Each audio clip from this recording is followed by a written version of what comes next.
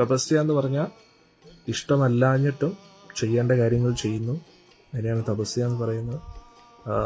ഇഷ്ടമുണ്ടായിട്ടും ആ ചെയ്യാൻ പാടില്ലാത്ത കാര്യങ്ങളെ അകറ്റി നിർത്തുന്നു, അതിനെയാണ് തപസ്യ എന്ന് പറയുന്നത്. അപ്പോൾ ആ തപസ്യ ചെയ്യുന്നതിലൂടെ എന്ത് പറ്റും? ഇന്ദ്രിയങ്ങൾ ശുദ്ധമാണ്.